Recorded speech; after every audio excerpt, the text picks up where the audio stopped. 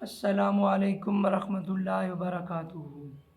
مجھے یقین ہے کہ آپ سب لوگ خیریت سے ہوں گے۔ تو میں نے چینل بنانے کا مقصد یہ ہے کہ ہمیں آخرت کی فکر ہو اور آخرت کی تیاری کرنے کی بھی فکر ہو۔ اللہ تعالیٰ نے ہمیں اس دنیا میں ایک خاص مقصد کے لیے بھیجا ہے، اور خاص مقصد کے لیے خاص تیاری ہوتی ہے۔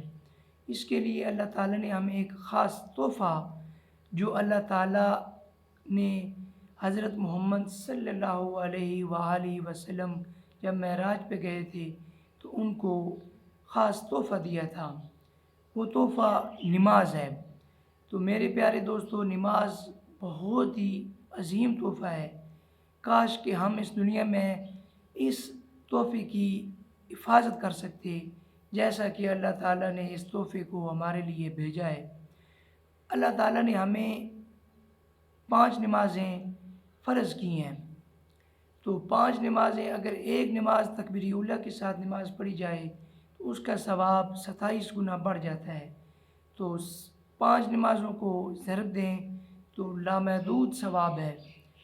تو میرے پیارے دوستو، چینل بنانے کا مقصد یہ ہے کہ ہمیں اپنی نماز کے ساتھ دوسرے مسلمانوں کی نماز کی بھی فکر ہو، اور ان کو بھی بتایا جائے کہ نماز کی کتنی فضیلت ہے، اور ساتھ ہی ان کو یہ بھی بتایا جائے کہ حقوق العباد کے ساتھ، حقوق اللہ کے ساتھ حقوق العباد کی بھی بہت فضیلت ہے، جیسے کہ والدین کے حقوق، دوستوں کے حقوق، رشتہ داروں کے حقوق، پڑوسیوں کے حقوق، ہمسایوں کے حقوق۔